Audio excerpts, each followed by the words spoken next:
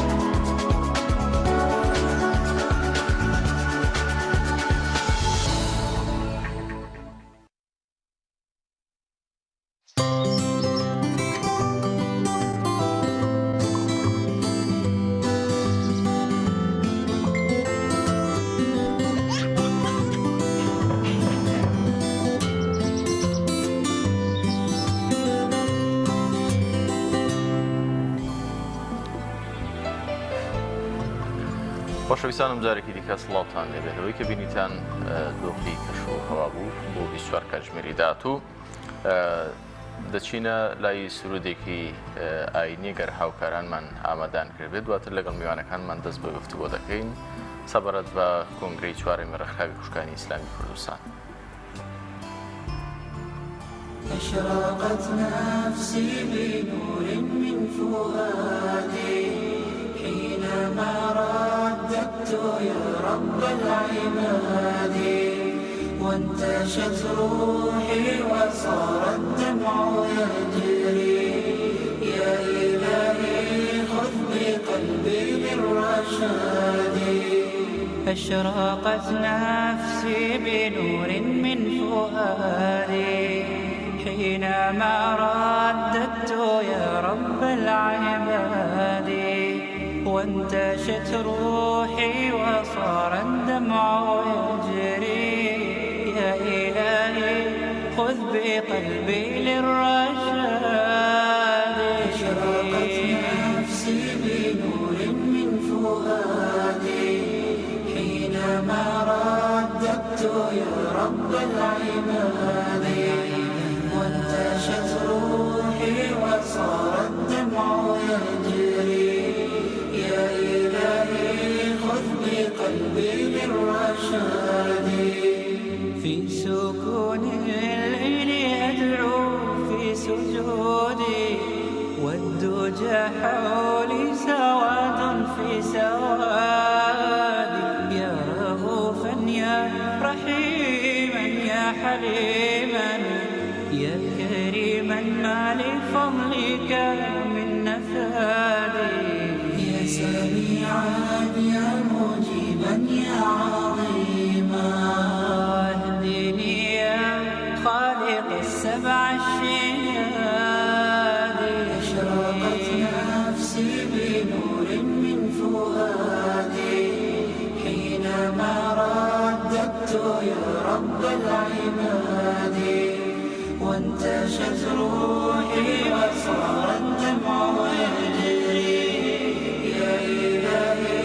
خذ بقلبي بالرشاد. أشرقت نفسي بنور من فؤادي حينما رددت يا رب العباد وانتشت روحي وصار الدمع يجري يا إلهي خذ بقلبي بالرشاد. للهدى والحق وفقني إلهي فعلى توفيقك اليوم اعتمادي يا إله الكون يا عوني وغوثي يا ملال الخلق في يوم المعاد. أنا يا ربي أرجو منك عفوا فاعف عن ذنبي وحقق لي مرادي. نفسي بنور من فؤادي حينما رددت يا رب العباد وانتشت روحي وصار الدمع يجري يا إلهي خذ بقلبي للرشاد. أشرقت نفسي بنور من فؤادي حينما رددت يا رب العباد وانتشت روحي وصار الدمع يجري يا إلهي خذ بقلبي للرشاد. دووبارە سڵاوتان لەبێ بینەران ئێستاش دەچینە لای تەوەریەکەمان کە تایبەتە بە ئامادەسازی بۆ کۆنگرەی چوارەمی ڕێکخراوی خوشکانی ئیسلامی کوردستان بە میوانداری سێمیوە ئەمڕۆ باس لە ئامادەکاریەکان دەکەن و باز لە کار و چالاکیەکانی ڕێکخراوی خوشکانی ئیسلامی کوردستان دەکەن کە بزانین چۆن ئامادەکاریان کردو ئەو چالاکیانە چین و ئامادەکاریانە چین کە پێویستە بۆ کۆنگرە ئەنجام بدرێ بۆ ئەوەی کە گۆڕانکاریە بکرێ وەک دەزانین دەبێت چەند ساڵجارێک کۆنگرە ئەنجام بدرێ بە مەبەستی گۆڕانکاری. ئەمڕۆ زیاتر گفتوگۆ دەکەین لەگەڵ میوانەکانمان کە لێرە ئامادەن ئەویش زۆر بەڕێز خات و قمرێ بەرزنجی سەرۆکی لیژنەی ئامادەکاری کۆنگرەی چوارەم، خاتوم هەبا عەبدوول ئەندامی لیژنەی ئامادەکاری کۆنگرەی چوارەم و خاتو نەزیرە عەلی ئەندامی ڕێکخراوی خوشکانی ئیسلامی کوردستان. بەخێر بن. سپاس بۆ ئامادەبوونتان. با پێش ئەوەی کە بچینە سەر ئامادەکاریەکان و باز لە کۆنگرە بکەین سەرەتا باسێک لە ڕێکخراوی خوشکانی ئیسلامی کوردستان بکەین. وەک دەزانین ماوەی چەند ساڵێکی زۆرە ڕێکخراوی خوشکانی ئیسلامی کوردستان خزمەتێکی زۆری کردووە و چەندین ساڵە لە خزمەت پرسی ئافرەت و خێزان و پەروەردەیە. گەر باسێک لە ڕێکخراوەکە بکەن. بەناوی خۆی گەورە و میهرەبان، سوپاس بۆ ئەو میوانداریە دەستخۆشتان لێ دەکەم. لە ڕاستیە ڕێکخراوی خوشکانی ئیسلامی کوردستان ڕێکخراوێکە کە تەمەنێکی مێژینەی هەیە، تەمەنی دەبێتە 30 ساڵ و ئەو ڕێکخراوێکە ڕێکخراوێکی جەماوەریە هەڵقڵاوی ئافرەتانی هەرێمی کوردستانە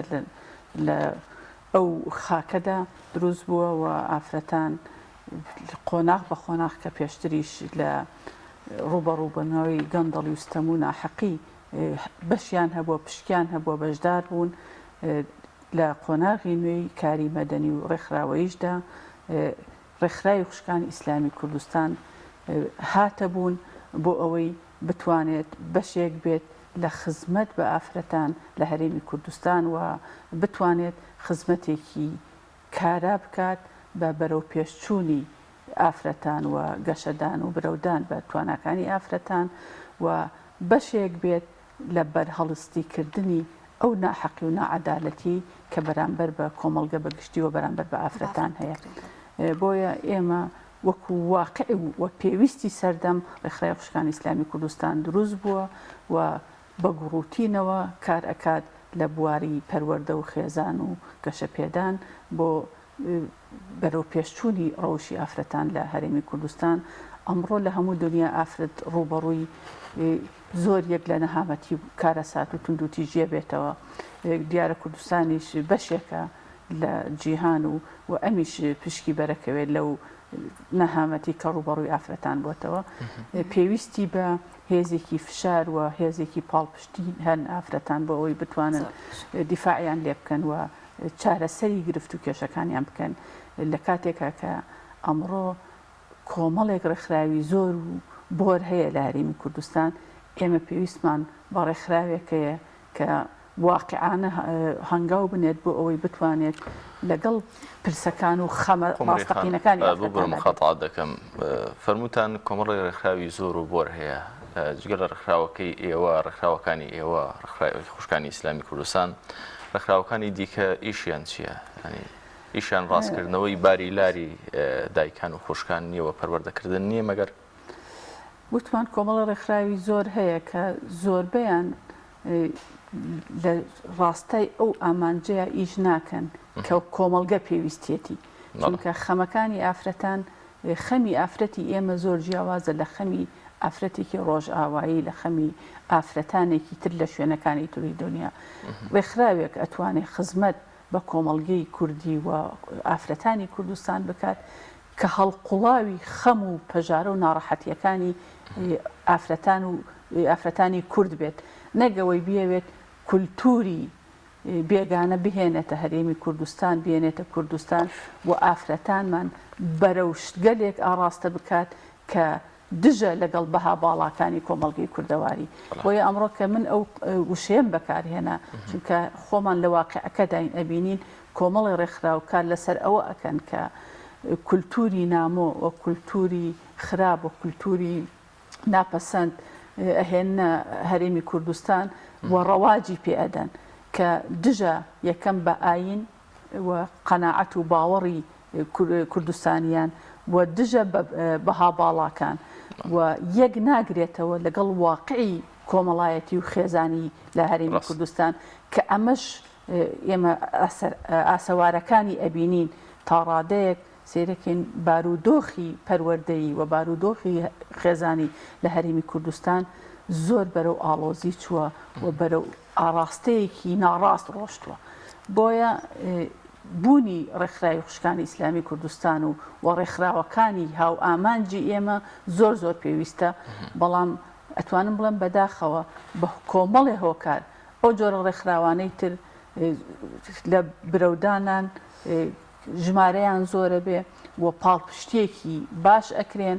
چ لە سەر ئاستی دەرەکی وە چ لە سەر ئاستی ناوخۆیی لە هەرێمی کوردستان چونکە لەوانەیە بیانەوێت ئەو ئامانجانی کە ئەیانەوێت لە ڕێگەی ئەوانەوە تحقیقی بکەن ئەمە خۆی گرفتە. زۆر باشە. مەهابادقانیانی 30 ساڵ خزمەت ئەم بۆ خۆی ژمارەیەکی زۆرە. ڕێکخراوی خوشانی ئیسلامی کوردستان ئەو چالاکیانەی بۆ کلەمەوەی ئەم ساڵە زۆرانەدا ئەنجامیاوە بە تایبەتی بە شێوازێک کە ئیتر زۆر دیار بوو بێ ئەمە ڕێکخراوی خوشانی ئیسلامی کوردستانە ئافرەتانێکی حیجاب خزمەت بە کۆمەڵگەی کوردیەکەن بۆ پرسەکانی ئافراد بۆ ئەو پرسانی کە لە دوشمەکانتانە داتان ناوە تا چەندێک کارتان کردووە لەسەر ئەو بابەتانە. بسم الله الرحمن الرحیم دەستان خۆش بێ. هەڵبەت ڕێکخراوی خوشکانی ئیسلامی کوردستان هەر لە بیدایەتی دەستپێکی کاریەوە ئامانجی خزمەتکردن بووە بە چین و توێژەکانی ئافرەت پێویستی مڵایکەکە ئامانجی خزمەتکردنەوە بە چین و توێژەکانی ئافرەتێکە لەو ئامانجانەی ڕۆشنبیرکردنی ئافرەتان بووە بە مافە شەرع و یاسایەکانی کە خۆی گەورە لە قورئان و سنەتی پێغمبەری خوا صلی الله علیه و سلم بۆی دیاری کردووە. طبعا ئافرەتان ئەگەر شارەزا بن بۆ مافانە هیچ کات توندوتیژیان بەرامبەرەکرێ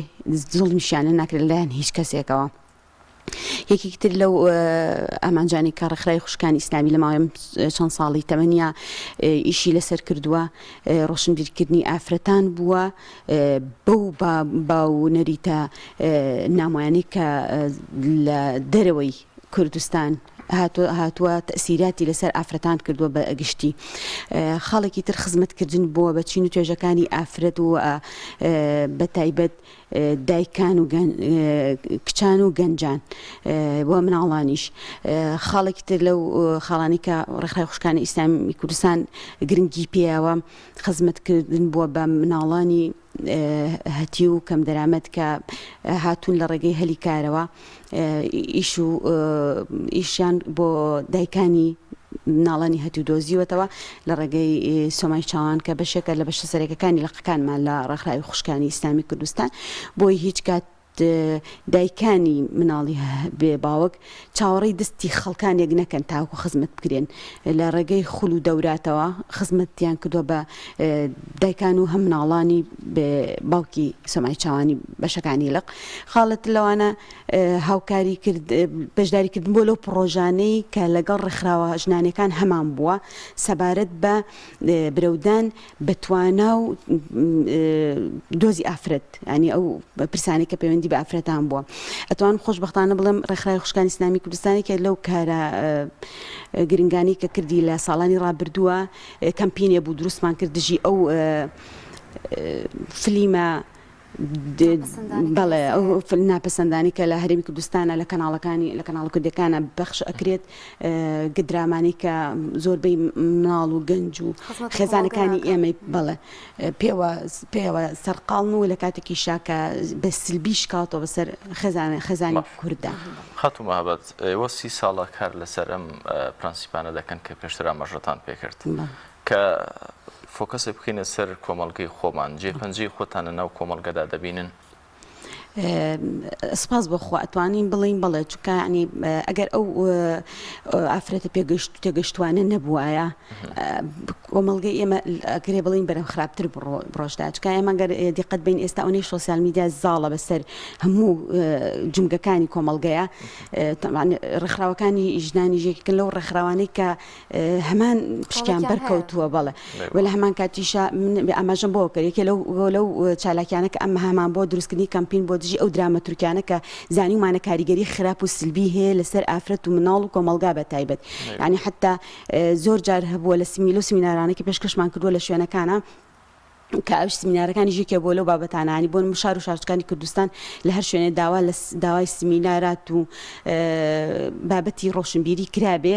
ئێمە بوجودمان هەبووە سپاس بخۆی بەرۆگار هەکەم لەو خاتونانی کە دەستیان هەبووە لە شار و شارچکان لە لەخەکانمانە وجودیان هەبووە جا ئەوە یەکێکە لەو خاڵانی ئێمە ئیشمان لەسەر کردووە کاکارزان یعنی ئەتوانین بڵین بە پێی ئەو توانایی کە هەمان بووە ئێمە ڕێکخراوی خوشکانی ئیسلامی کوردستان لە هیچ لایەنێک دەعم ناکرێت ڕێکخراوێکی خۆبەخشیە هەم کارمەندەکان ئەندامەکانی کە کاری تیاکەن و ئیشیان تا کردووە بە خۆبەخشانە کاریان کردووە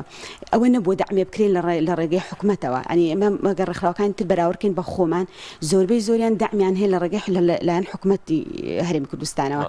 تا ئێمن کە تۆ دەعمە هەبوو ئەتوانی چالاکی زیاتر ڕۆڵی زیاتر و توانای زیاتر هەبێ هەرچەند ئێمە سپاس بخوای گەورە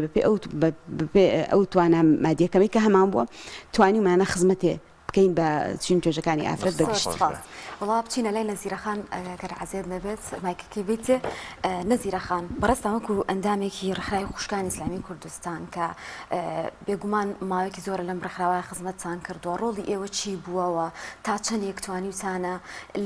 لەو پرسانی کە خزمەت بە ئافرەتەکە ئێوە پەیوەندیتان لەگەڵ ڕێکخراوەکانی ترا هەبووێ ئەگەر شتێک لە بەرژەوەندی کۆمەلگایە بووبێ لە بەرژەوەندی بە هاجوانەکانی ناو کۆمەلگایە بێ ئێوە ڕۆڵتان هەبووتیایە بسم الله الرحمن الرحیم دەستان خۆش بێ سپاسدانەکەین بۆ ئەم دەرفەتە بەڕاستی ڕێکخراوی خوشکانی ئیسلامی ئەندامی تۆڕی هاوبەشاوە لە زۆر کەمپین و زۆر گروپە بەشداری کردووە ئەو کارە ساتانەی کە ئانین کاری لەسەر کردووە ڕێکخراوی خوشکانی ئیسلامی لەسەر کارە ساتە ئانیەکان کاری کردووە بۆ هەڵوێستی وەرگرتووە ئەوانەی کە دژی کللتور و دژی مافەکانی ژنان و دژی ئەوەن کە کۆمەلگا هەیبێت و شتە باشەکان لە ناو ئەچێپەی ڕێکخراوی خوشکانی ئیسلامی دژایەتی کردووە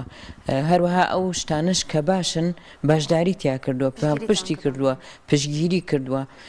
بە نمونە وەکو ئەمە هەباتخان فەرمووی ئێمە کارمان کردو بۆ ئەوەی کە ئەو خوشکانەی کە دەست بەتاڵن کار بکەن بەشداریمان پێکردوون لە پێشانگاکانە بۆ ئەوی دەستکەوتی مادیان هەبێ هەروەها ڕێکخراوی خوشکانی ئیسلامی لە هەموو شار و شارۆچکەکانە پەیوەندی هەیە لەگەڵ ڕێکخراوەکانی ترە لەگەڵ ڕێکخراوەکانی ترا لە کەمپینەکانە زۆرتر بەشداریمان کردووە بۆ ئەوەی کە ئەو کارە ساتانەی کە دژی مرۆڤایەتی ئەکرێ دژی هەموو کوشتنێکی نەک دژی تەنیاژن دژی هەموو زوڵم و زۆرداریەکین نەک دژی تەنها ئەوەی بەرامبەر ئافرەت ئەکرێ بەرامبەر ژن ئەکرێ ڕێکخراوی خوشکانی ئیسلامی هەڵوێستی وەرگرتووە لە بەرامبەر کارە خراپەکانە کەیەتە کۆمەلگاوە لە کاتی ڕووداوەئانیەکانە یەکسەر بەیاننامەی هەبووە یەکسەر پشگیری شتە باشەکانی کردووە هەروەها لە کاتی ئەو کاتانەی کە کارەساتێک ڕوو کاتە ئەم کۆمەلگایە یەکسەر بەشداری کردووە بە نمونە ئەوەی کە بەسەر یەزیدی هات یەکسەر ڕێکخراوی خوشکانی ئیسلامی بەشداری هاوکاری کۆکردنەوەی کرد زۆر باشە خاتون نەزیرە ببوورە یەکێک لەو کێشە سەرەکانی کە بەردەوام لە کۆمەلگەی ئێمەدا هەیە گرفتی کۆمەڵاتی ئافرەتانە و بەشێک لە ئافرەتانیش کاتێک کە ناوی ڕێکخراوەکان دەهێنرێت یەکسەر بیریان بۆ دەچێت کە پەنا بۆ کامێک لە ڕێکخراوەکان بن بۆی کە گرفتە کۆمەڵاتەکانیان بۆ چارەسەر بکەن ڕێکخراوی خوشکانی ئیسلامی لەم بارەیەوە چی کردووە و ئێوە لە ڕابردوودا توانیوتانە چ ئومێدێک بدەن بە ئەو دایک و خوشکانی کە ئینسانە جاری وە هەیە تووشی لادانێک انحرافاتێک دەبێت هەڵدەخەڵەتێت بۆەوەی کە ئێوە کێشەکانیان و گیر و گرفتە کۆمەڵاتەکانیان بۆ چارەسەر بکەن ڕێکخراوی خوشکانی ئیسلامی تایبەت لیژنەی تایبەتی هەیە بۆ چارەسەرکردنی کێشەکان لە زانایان لە کۆمەڵناسی لە دەروونناسی لە مافناسیش هەرسێ ئەم بابەتەی تایە هەمویان لیژنەیەکی تایبەتن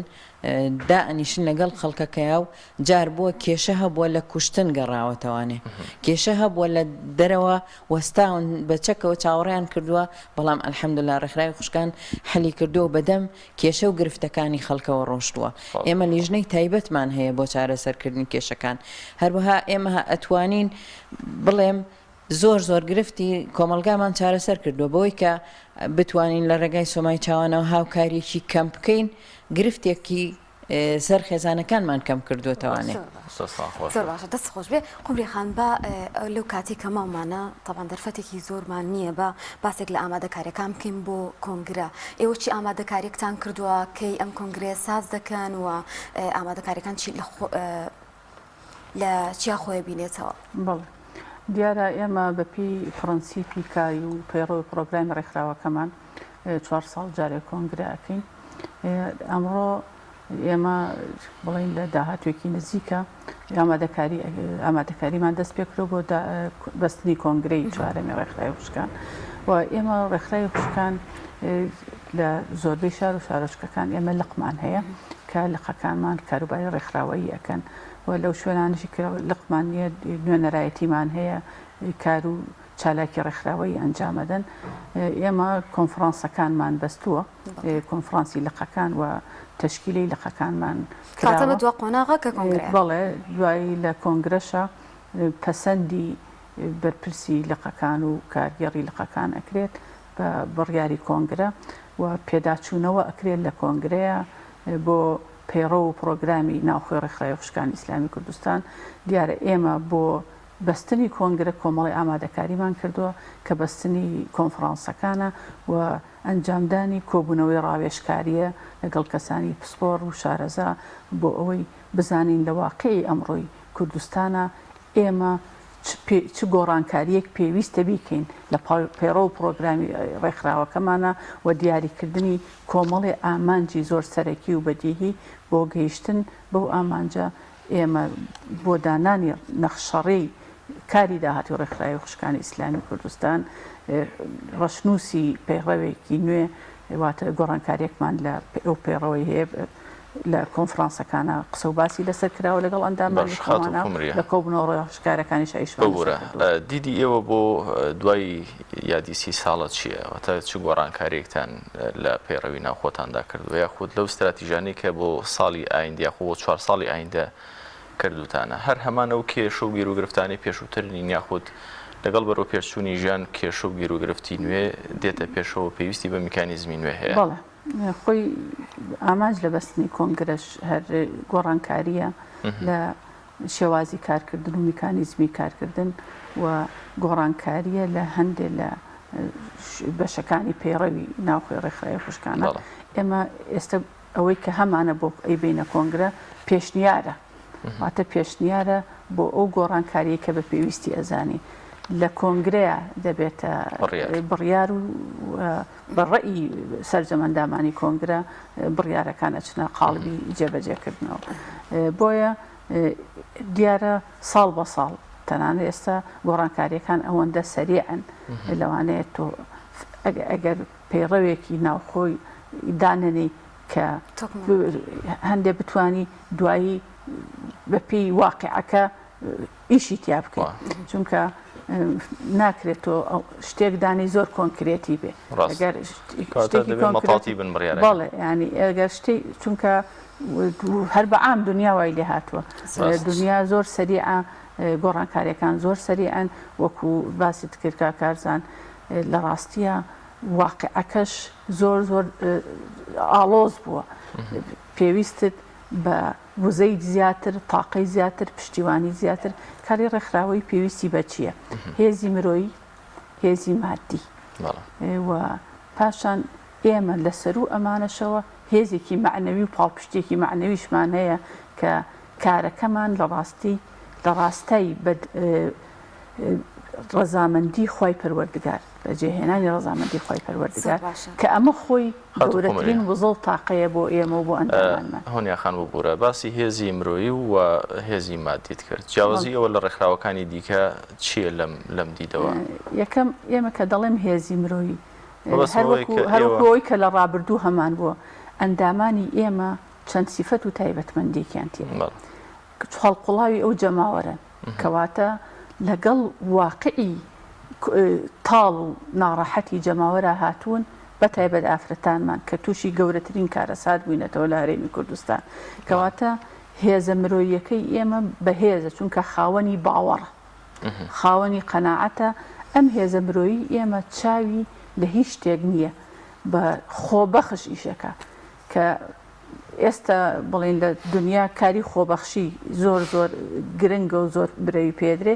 لای ئێمە هێزە مرۆیەکەمان ئەوەیە کە خۆبەخشانە دێنە پێش چونکە دەزانن ئامانجەکانی ئێمە ئامانجی هەر تاکێکی خاوەن باوەڕ و خاوەن پەیامە بۆچی چونکە ئێمە ئەمانوێ خاوەنی کۆمەڵگەیەکی تەندروست بین ئێمە ئەمانوێ خاوەنی خێزانێکی تەندروست بین ئێمە ئەمانوێ پەروەردەیەکی ڕەسەن بڵاو بکەینەوە کەواتە ئامانجەکانی ئێمە ئامانجێکن کە وا لە هێزە مرۆییەکەمانە کات بەهێز بن هێزی ئەوەی کە من بەدیم کرد بێ زۆر جار ئێمە لەگەڵ ڕێکخراوەکانی ترا کە کۆنتاکتمان هەبووە سەرسام بووە بە خەمخۆری و دڵسۆزی و لە خۆبوردی و ڕازگۆیی ئەندامی ئێمە کەواتە ئەمانە هەموو سیفاتی باریزن بۆ ئێمە هەمووی سیفاتی باریزە بۆ ئەو هێزە مرۆیی کە پێویستە هەمان بێ بۆیە زۆر جار کە دەڵێن ڕێکخراو پێویستی بە هێزی مرۆیی و هێزی مادی هەیە ئێمە هێزە مرۆییەکەمان توانوێتی هاوسەنگی و ڕاگرێت کە ئەگەر هێزی مادیش نەبێ ئێمە هێزێکی معنەوی هەیە لەگەڵ هێزە مرۆییەکەمانە کە ئەتوانین بەرەو پێش بچین هەنگاو بنین و ببینە قەڵغان بۆ پاراستنی پەروەردەیەکی ڕەسەن و بەها باڵاکانی کۆمەڵگە زۆر باشە دەست خۆش بێ مەهاباد خان ئێوە ئەندامی لیژنەی ئامادەکاری کۆنگرن ئەم لیژنەیە چییەوە چۆن ئەم ئامادەکاریەتان کردووەوە ئایا لە شوێنەکانی ترەوە لە لقەکانی ترکە لە دەرەوەی شار لە شار و شارچکەکان بەشدارن لەگەڵتانە بۆ بەستنی ئەم کۆنگرە و ئامادەکاریەکان بەڵێ ڕاستەکەی سەرۆکی لیژنە مامۆستا قمرەیە طبعا هەموو لیژنەیە پێویستی بەوە هەیە ئیدارەیەکی هەبێت بۆ ڕاپەڕانی کاری ئیداری لیژنەکە مامۆستا پەروین ئیداریاتی لیژنەکە ئەکات بەندەش بەشی ڕاگەیاندنەکەی سەرجەم ئەو خوشکانە تریشکە لەگەڵمانان وەکو هەندێک ئامادەکاری ناوهۆڵی کۆنگرە و بابەتانە ئەو کاراناکەن بیستم ئاماژە بشتێکە یعنی وەڕاستی ئێمە دروشمی کۆنگرەکەشمان ئیسلام بەرنامەی ژیانە ئەمە دروشمی کۆنگرەمانە چکە بەڕاستی لە هەرێمی کوردستانە خەریکە وای لێیە زۆر زۆر دینداری و گەڕانەوە بۆ دەقە شەرعیەکان پشتگوێ خراوە بۆ ئێمە ویسمان لەژێر ئەو ناونیشانەیە خوشکانی خۆمان ئاشناکەینەوە بەوەی کەوە ڕاستی ئیسلام تاکە بەرنامێ بتوانێت هەموو مافەیاسی و شایسای شەرعەکان بۆ ئافرەتان و هەموو چین توێژەکان بگێڕێتەوە لەبەرەوە لیژنەکە دەستی کردو بە ئامادەکاری کۆنفرانسەکانی لەسەر جەملقەکانی خۆیە ساس کردووە و ئەو ڕاستپاردانی کە لە کۆنفرانسەکانە پێمان دراوە ڕۆژی کۆنگرە ئینشاڵڵا بە تەواویشی لەسەرەکەین و ئەبێتەمایی دڵخۆشکردنی بەشداربوانی کۆنگرەی خوشکان نەزیرەخان ئێمە کاتمان نەمەوە گەر بە کورتی بڵێ لە کۆنگرەدا ئێوە چی ئەکەن چی گۆڕانکاریەکەکەن وامە داهاتوی خوشکان بەرەوکوێوە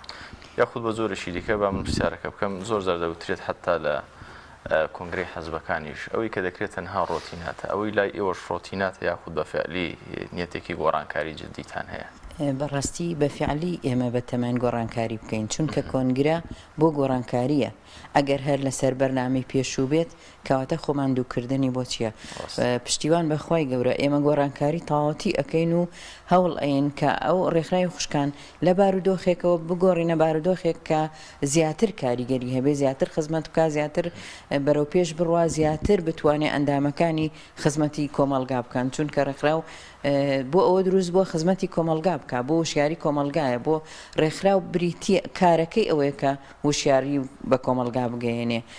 هەموو شیاری پەروەردەیی هەموو شیاری ژیانی ڕۆژانەی هەموو وشیاریەکان کە پێویستن بۆ مرۆڤ لە ڕووی تەندروستیەوە ڕووی تەندروستی واتە تەندروستی بۆ هەموو بوارەکانی ژیان نەک تەندروستی جیسم تەندروستی بۆ هەموو بوارەکانی ژیان پشتیوان بەخوای گەورە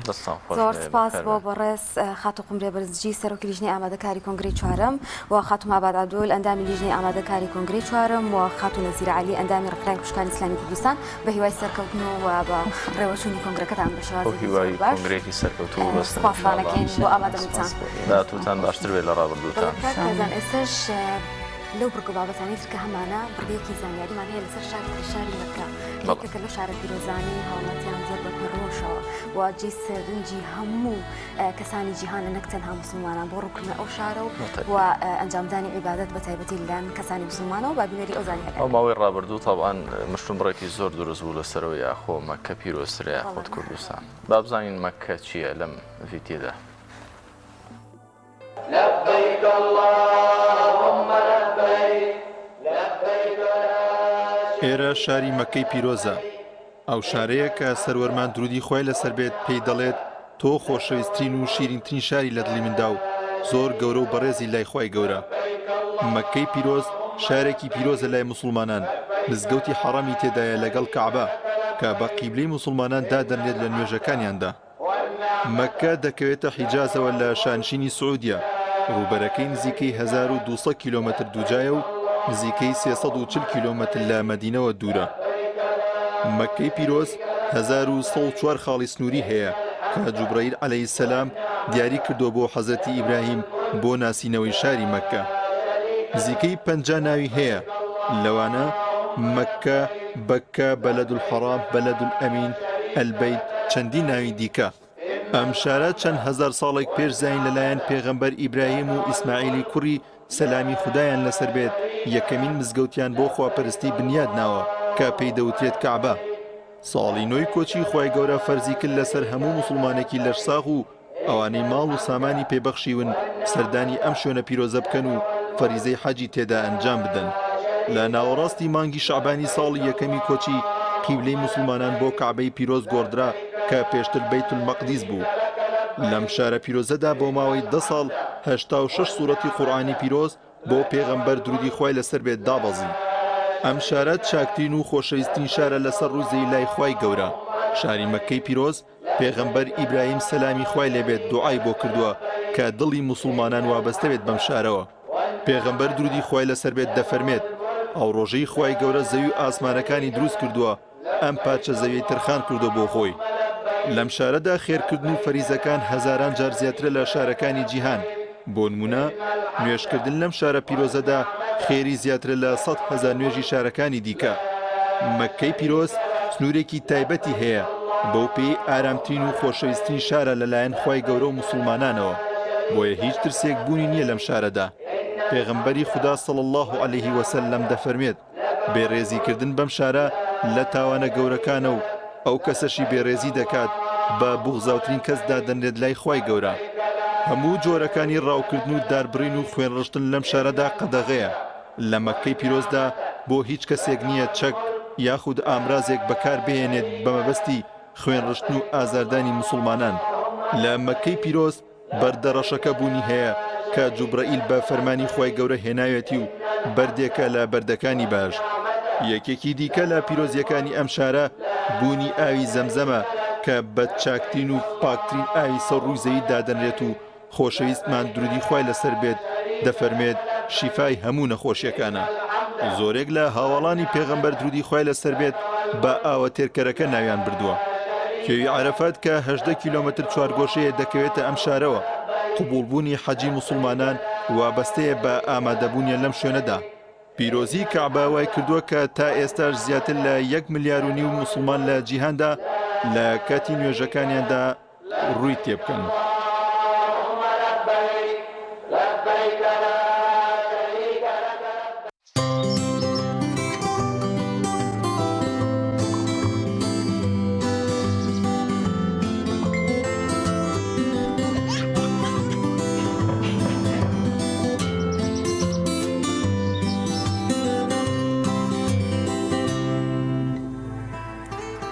خۆشەویستانم جارێکی دیکە سڵاوتان لێبێت. لە تەوەری دووەمی بەرنامەکەماندا باس لە گرنگی کات دەکەین لە ژیانی مرۆڤدا. تەبعاً هەر لە منداڵیەوە ئێمە زۆر جار کۆمەڵێک راپۆرت و نەشریان پێ ئامادەکردوین لەسەر گرنگی کات. هەموو لایەک شتێکی سەرەتاییش بێ لەسەر گرنگی کات دەزانین. گرنگترین خاڵەوەیە کە کات بریتیە لە تەمەنی ئینسان.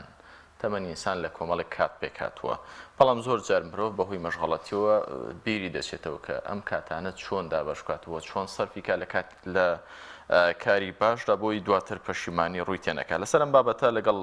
بەڕێز بوخاری عەبدوڵڵا خەسرێ مامۆستای زانکۆ لە هەولێرەوە لەگەڵمان دەبێت گفتوگۆ دەکەین. کاک بوخاری سڵاو لێبێت و سپاس بۆم دەرفەتە. بەخێر بێن. دەمەوێت لێرەوە دەست پێ بکەین کە خودی کات چییەوە تا چەند گرنگە لە ژیانی مرۆڤدا؟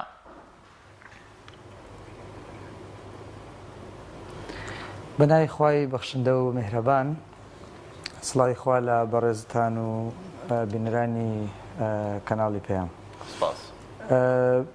یەکێ لە جوانیەکانی ژیان ئەوەیە کە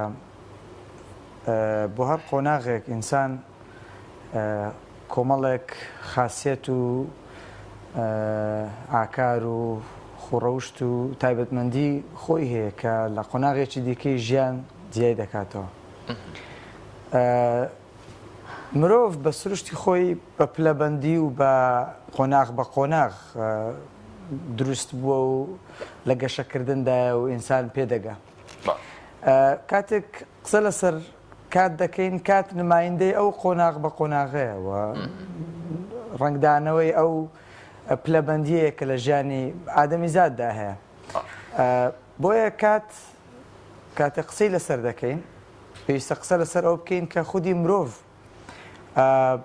بۆچی دێتە بوون. ئەمە پرسیارێکی دووڕاندیە، ڕاندێکی ئاینی، ڕاندێکی فەلسەفی کە ئێمە بۆ دێینە ژیانەوە و ئامانج و حکمەتی ئێمە لە هاتنەکایەمان بۆ ژیان بریتێ لە چی. ئەم وزەیە کە لە ناخی ئێمەدا هەیە، ئەو تایبەتمەندیە کە لە ناخی ئێمەدا هەیە، وامان لە دەکا کە بیر بکەینەوە بۆ دەژین. وە کاتێک بیر دەکەینەوە بۆ دەژین گرنگی خودناسیمان وامان لە دەکا کە هەز بۆ بکەین کاتێکمان هەیە، دەرفەتێکمان هەیە لە بەردەمماندا لە ژیان. ئەم کات و دەرفەتە کاتیە، ینی هەر خودی کات چەمچێکی کاتیە، هەمیشەیی نییە بەنسبەت بە ئادەمیزادەوە. بۆیە زانینی نرخ و بەهای کات شتێکی زۆر گرنگە لە پرۆسەی خودناسیدا. ئینسان بۆ دەژی ئەو ژیانەی شتێکی کاتیە، شتێکی سەرەتایەکی هەیە و کۆتایەکی هەیە. لە نێوان ئەو سەرەتا و ئەو کۆتاییەیدا پێویستە ئینجازێکی هەبێ، پێویستە هەبێ، پێویستە بزانێت چۆن دەژی. کاک بوخاری دەست خۆش بێ، مرۆڤ زانی بێتی کات چییە و کاتەکانی بۆشی باش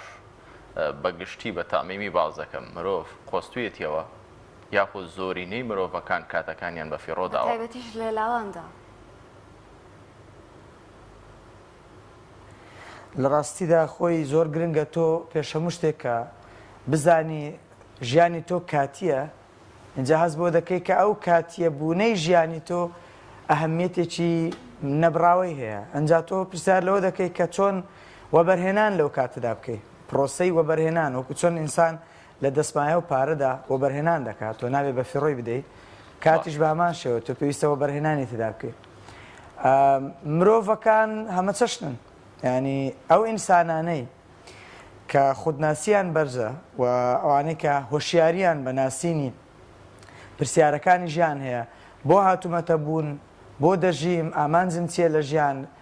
و گرنگی جەستەی خۆم، گرنگی ڕۆحی خۆم، گرنگی عەقڵ و بیرکردنەوە و هۆشی خۆم، ئەوانە توانم بڵێم ساتەکانی ژیانیان وەبەرهێنانی تێدا دەکەن و بە فیڕۆی نادەن. ئەمما ئەو ئینسانانەی کە خۆیان ناناسن و حکمەتی هاتنەکایە و هاتنەبوونیان نازانن، ئینسانێکن خوددا لە قورئاندا جوان پێناسەی کردوون، دەفەرمێ کەل ئەنعامی بەل هوم ئەضەل، وەکو ئەوەی کە دوور لە ڕووتان ئاژەڵێک نازانێ، یعنی هۆشیاری بەوەدا نییە کە بۆ هاتووتەکایەوە بۆ دەژی پرۆسەکانی زیندەجی و ژیان دەکا و ئاژەڵە لە خواردن و خواردنەوە و خەوتن و ڕابواردن و مەسەلەی جنس و بەڵام نازانێ بۆ هاتووتە ژیان. خود هۆشیاری نییە، غەریزەی هەیە بەڵام ماکچینەی بیرکردنەوە و ڕامانی نییە. کاتێک ئینسان لە پرۆسە باڵاکانی فکرکردنەوە بێتە خوارەوە، ئاستی هۆشیاری و خودناسی بێتە خوارەوە، هەست بۆ نەکا بۆ دەژی کاتەکانی بە لە چوارچێوەی غەریزەکاندا بەسەر ببە، ئەو ئینسانە دێتە پلە نزمەکانی بوون و وەکو ئاژەڵانی لێدێ. بۆیە مەسەلەی چۆن کات سەرف بکەین، کات لە چیدا بەسەر ببین دەگەڕێتەوە سەرەوە پرسیارێکی ئێمە ئایا هەست بۆ دەکەین کە ئێمە بوونەوەرێکی گرنگین؟ زۆر باشە دکتۆر، یعنی ئێستا هەموو تەمەنەکان تەنانەت گەنجان زۆر جار خۆشیان باز لەوە دەکەن کە کاتەکانمان بە فیڕۆ ئەچێ. بە فیڕۆدەرەکانی کات چین بە تایبەتی لە لای گەنجانە، بۆ هەمیشە گلەی لە گەنج دەکرێت کە کاتەکانی بەسەر ناباوە، دەگاتە تەمەنێک هەمیشە گلەی ئەوە کاکە کاتی نییە یان شتێکی وا، بەڵام کاتێک دەگەڕێتەوە بۆ ڕابردوو دەبینێ کۆمەڵە کاتی بە نرخی هەبووە لە تەمەنێکە ئەگەر بیقۆستایەتەوە بۆ فێربوونیان بۆ ئەو شتێکی ئەیویست بێگومان پێی ئەگەی، بەڵام ئیتر لەو کاتەیە کە ئەو تەمەنە ئەڕوا و ئەو کاتە ئەڕوا ڕەنگیتر نەتوانێت بگەڕێتەوە. جوانە. خەسڵەتی تەمەنی گەنجێتی ئەوەی کە بەڕێزت ئاماژە پێدا با دوو شت دەناسرێتەوە. یەکەم ئینسان لە هەڕەتی لاویدا ئینسان لە تەمەنی گەنج تەوان گەنجیش لە نێو خۆیدا کۆمەڵک مەرحەلەی جیاوازی هەیە کە لە سەرەتاکانی نەوجەوانیەوە دەست پێ دەکات مێرد منداڵی گەورە بوون باڵغ بوون پێگەیشتن دوای ئەوە ئینسان دەگاتە هەڕەتی لاوی لوتکەی لاوی وردە وردە هەتا پێدەگا و کامل دەبێ و بەڵێن شۆڕ دەبێتەوە بەرەو قۆناغی پاش کاملی دەبێتە لاوازبوون و سیسبوون تا پیربوون. خەسڵەتی تەمەنی گەنجی کە ئینسان پێی دەناسرێتەوە بریتە لە دووشت. یەکەم ئینسان لە تەمەنی گەنجیدا حەزێکی زۆری هەیە بۆ ژیان وەکو دەروون ناسەکان قسەی لەسەر دەکەن کە ئینسان حەزی زۆری بۆ ژیان لە غەریزەکان لە ئارەزوەکان پاڵی پێوە دەنێن بۆی کە خێزان دروست بکە بۆی کە بینایی مستەقبەلی خۆی بکە. دووەم حاڵەت بریتە لە هەبوونی وزە و تاقە و گروتینێکی زۆر بۆ ژیان ینی هەبوونی وزە بۆ ژیان و هەبوونی حەز بۆ ژیان دوو تایی دوو ویلی دوو چەرخەن لە تەمەنی گەنجیدا وەکو پایسکلێک کە لەسەر هەردوو تایادا دەڕوات. تەمەنی گەنجی بەم دوو ویلە بەڕێدەچێت. ئەوەی کە زۆر گرنگە ئەوەیە کە تۆ وەبەرهێنان لە کاتەکاندا بکەی ئیستثمار لە کاتەکاندا بکەی هەم ئەو تاقە و گروتینەی کە خوددا پێی بەخشیوی و ئەم ئەو حەزە زۆرەشت کە بۆ ژیان هەتە لە شتی بە سوود و بە کەڵکدا ئینسان ئینتاجی تێدا بکە ئینسان وەبەرهێنانی تێدا بکە لە شتێک کە یەکەم شت خزمەت بە بوونی خۆت بکەیت خۆت تەکوین بکەیت. من هەموو جار بە گەنجەکان دەڵێن پێش هەموو شت خزمەتی کەس مەکە خزمەتی خۆت بکە خۆت تەکوین بکە خۆت بینا بکە و پرۆسەی بیناکردنی خۆت پرۆسەی خۆ پێگەیاندن پرۆسەیەکە پێویستی بە سەبرە پلەبەندی کات هەیە تا خۆت تەکوین دەکەی اینجا خزمەتی خانەوادە و کۆمەڵگە بکە. بڵێ دکتۆر ئێستا گەنجێک بەرامبەر شاشەدانی شۆ و سەیری ئێمە دەکات دەڵە سەیری ئامانەکەن قسەی فەلسەفە و قسەی قەبە دەکەن لەم کۆمەڵگەی ئێمەدا کات هیچ گرنگی نییە گەنجەکان هەمووی بیریان لەوەیە کە وڵات جێبهێڵن هیچ شوکارێک نییە بۆی کە خوانی پێ دروست بکەن. بەجددی گەنج لەم واقعادا دەتوانێت کە ئەو کاتێک کە ئێمە لە ڕووی فەلسەفەی و لە ڕووی ئاینیەوە کە باسی دەکەین ئەوە بیقۆزێتەوە خۆی تێدا بینا بکات و دوای خۆی بدۆزێتەوە. مەبەستم ئەوەیە نابێ ژینگەکەش وەها لەبار بێت دەزانی بەڵێ ڕاستە من لە مەفهومی پرسیارەکەت تێدەگەم کە دەتەوێت بڵێ کە ئینسان تەنها خودی خۆی نییە لە کۆمەلگادا تۆ لە ناو کۆمەلگەدا دەژی کۆمەلگەش کارتێکەر و کارگەری لەسەر تۆ هەیە کۆمەلگا ڕەنگە نەشونمات پێ بدا کۆمەلگە ڕەنگە ساردت بکاتەوە باردوو ئاڕاستەیدا و من پاڵپشتی قسەکەت دەکەم بەڵام بە سروشتی خۆی ئینسان کە لە تەمەنی گەنجیدایە ئێمەمانان بە من تۆ شۆ کە قسە دەکەین سیفەتێکی میسالیمان هەیە حەز دەکەین هەموو شتێک بێعیب و کامڵ و پێرفێکت بێت و حەزمان لێ ژیان هەموو شتێکی تێدا جوان بێت بەڕاستیدا ئەوەش سیفەتێکی دیکەیە کە خوا بە تەمەنی گەنجی بەخشەوە هەمیشە گەنج حەز دەکە هەموو شتێک کامڵ بێت وە گلەیی هەیە گەر شتەکان کامڵ نەبن بەڵام سروشتی ژیان وایە ئینسان دەبێت لەگەڵ ژیان هەڵ بکە ینی تۆ لە هەر پنچێکی ئەو دنیادا بژی پێویستە لەگەڵ بربەستی و سەختیەکانی ئەو شوێنە هەڵ بکەیت ینی خی گەورە ئینسانی لە مەشەقەت دروست کردووە لە هەر جێکی ئەم دنیادا بژی پێویستە خۆت بگونجێنی بەو ئاراستەیە کە ئەو شتێک کە باشە سوودی لێوەربگری بۆ بەرژەوەندی خۆت و ئەو شتێک کە ڕاشت لێنە لەگەڵیدا هەڵ بکەیت تا چەند دەتوانی بیگۆڕی دوای ئەوش کە نەتوانی بیگۆڕی بتوانین لەگەڵیدا بگونجێ و هەڵ بکەیت ئەمە سیفەتی هەموو ئینسانە گەورەکان بووە ئەمە سیفەتی پێغەمبەران بووە ئەمە سیفەتی بیرمەندان بووە ئەمە سیفەتی زانایان و داهێنەران و خەڵکی ئاساییش ئەمە تەنها باسی خەڵکە زۆر گەورەکان ناکەین خەڵکی ئاساییش کە توانیوێتی بژی دەستکەوتێکی هەبێ بۆ خۆی خانەوادەی دەوروبەری کۆمەڵگەی کەسانێک من کلیلێکیان لەدەست بووە ئەویش ئەوەیە چیم پێ دەکرێت لەوەندە قوڕە لەوەندە تۆزە ئەوەندە قوڕە دروست دەکرێت لەوەندە قوڕەش ئەوەندە کەرستە دروست دەکرێت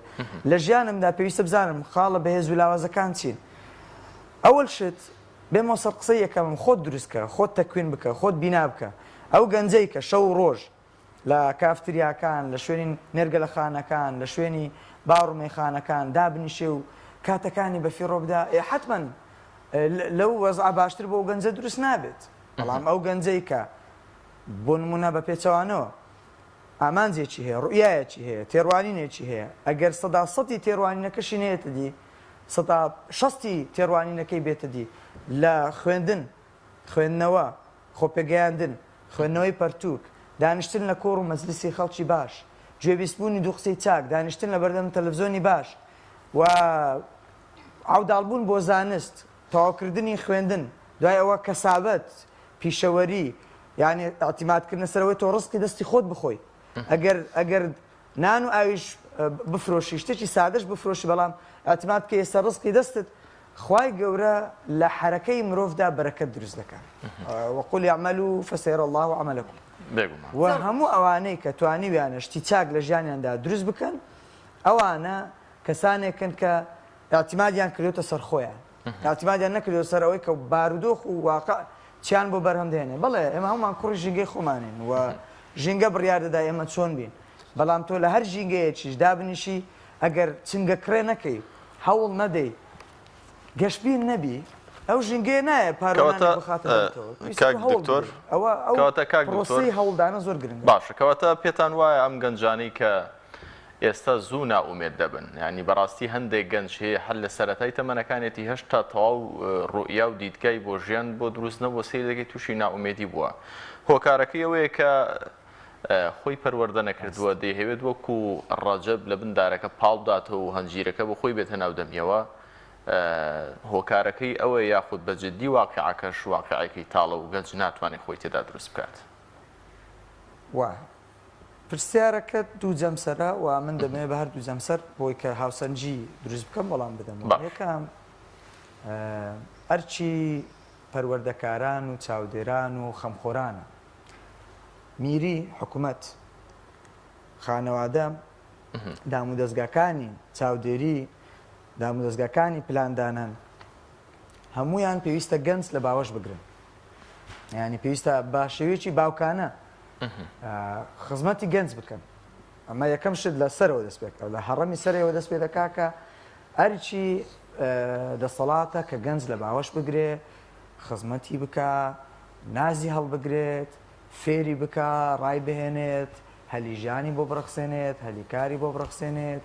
هەلی فێربوونی بۆ بڕەخسێنێت. ئەمە شتێکە ئینکاری لێ ناکرێ و هەمومان لەسەری هاوڕاین. بەڵام چۆنە و چۆن نییە من نامێ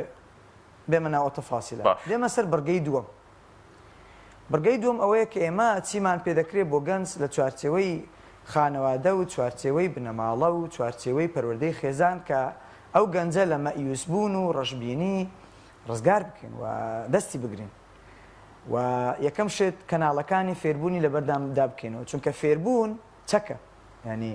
ئەوەی فێر ببێت، ئەوەی لە نەزانین بێتە دەرێت، چەکی علمی پێبێت، ئەوەل شت دەرگایەکی لە بەردەمدا ئاوەڵایە لە هەر جێیەکی ئەو سەرزەویە بێت، دەستی کاری هەیە، هەلیکاری هەیە، چانسەکانی ژیان لە بەردەمیدا کراون، ئەتوانێت خۆی بخاتە پرۆسەی نەشونماکردنەوە. عیلم پێت دەگەێنە، عیلم گەورەت دەکات، ئەمە شتێکی ئینکاری لێ ناکرێت. بەڵام پێویستە کەش و هەوایەکەش ژینگەکەش لە کۆمەڵگەدا بڕخسێندرێ بە ئاڕاستەیە کە هەمومان بتوانین ئینسان لە ئینسانی کورد، تاچی کورد، گەنجی کورد لە بێکاری، لە نەبوونی هەلی کار، لە وەڕەسبوون، لە ڕەشببینی ڕزگار بکەین. ئەمە شتێکی زۆر زۆر گرنگە، پلانێکە بێت، بەرنامەیەکە بێت، پرۆژە هەبێت. من زۆر لەگەڵەوەدا ئەم پرۆژەی وەکارخستن و وەگەرخستن و سوود وەرگرتن لە تاقە و توانای گەنجان هەبێت لەم وڵاتی ئێمەدا. گەنجی ئێمە هاوڕێ ئازیز، گەنجی ئێمە زۆر زۆر زیرەکە. لاوی ئێمە لاوێکی زۆر سوست و چاڵاک و بیرمەندانە و خاوەن فکر و خاوەن زەین و خاوەن تاقە و نەوشنمایە و زیرەکە. بەڕاستی من بە گەنجی کورد مەعجەبم، وەکو گەنجێک. پێم وایە من چونکە لە ناو ناوەندی گەنجدا ئیش دەکەم لە ناو زانکۆدا، یعنی گەنجانی ئێمە توانایەکانیان لە گەنجانی وڵاتانی دیکە کەمتر نییە. من زۆر دڵخۆشم بۆی کە گەنجی ئێمە گەنجانێکی خاوەن بەهرە و زیرەکەن. بەڵام دەستێک هەبێت ڕایان بچێشێت بۆ پرۆژەی باش، بۆ هەلی کار، بۆ ناز پێدانێک، باوەش پێدانێک، یارمەتیدانێک، چاودێریکردنێک، ڕعایەکردنێک، پەروەردەکردنێک. ئەمە زۆر زۆر گرنگە، چونکە ئینسان لەو قۆناغەی تەمەندا پێویستی بە مامۆستا هەیە، پێویستی بە ڕێنیشاندان هەیە، پێویستی بە چاودێریکردن هەیە، پێویستی بە خەم لێ خواردن هەیە. بەڕاستی زۆر باشە. بەڵام من ئەگەر لەم شاشەیەوە قسە لەگەڵ گەنج بکەم، مەسا ئەگەر کۆمەڵە گەنجانێک گوێیان لێبێت، بە یەک ڕستەی کورد پێیان دەڵێم چۆ چاوەڕێ مەبە کەسێک دەست بگرێت. ئەم کلیلە دەست خۆتدایە. یەکەم شت خۆت پێ بگەینە وەکو غاندی دەڵێ گەورەترین چەک بۆ گۆڕانکاری لە دنیادا بریتە لە پەروەردە ئەجوکیشن تەربیە خۆت پێ بگەینە دەرگاکان لە بەردەمدا وەکو دەرگاکانی بەردەم حەزرەتی یوسف دەرگاکانی سەرکەوتن لە بەردەمدا دەکرێنەوە ئەمە قسێکی فەلسەفی نییە ئەمە سروشتی ژیانە ئەمە چیرۆکی ژیانە زۆر باش کاک دکتۆر تا چەندێک گرنگە کە ئێمە کات بین بە هەموو لایەنەکانی ژیانمان ینی لەلایەن ڕۆحی لە لایانی دەرونی لەلایانی خوێندن و زانست و ئەو بابەتانە ینی هاوسەنگیە گرین کە گرنگی بە هەموو بوارەکانی ژیان بدەین کاتێک کە دەڵێن گرنگیدان بکات ئەمە مانای ئەوەیە کە ئیتر بۆ نمونە پشووە نەگرین یاخود ئەوەی کە بۆ نمونە لە خۆشیەکانیش بێبەش بین بەڵکو دەتوانین بۆ نمونە ئەگەر لە پاڵ خوێندنێکە کە خوێندەکەمان کرد کات دانین بۆ خۆمان ڕەنگە پشوێک بین کات بە خۆماندانی ڕەنگە گەڕانێک بکەین کات دابنین بۆ ئەوی کە پەیوەندیەکی باشمان هەبێ ئەمە تا چەند گرنگە ئەم دابەشکردنەوە ئەم هاوسەنگی ڕاگرتنە بۆ ژیانی گەنج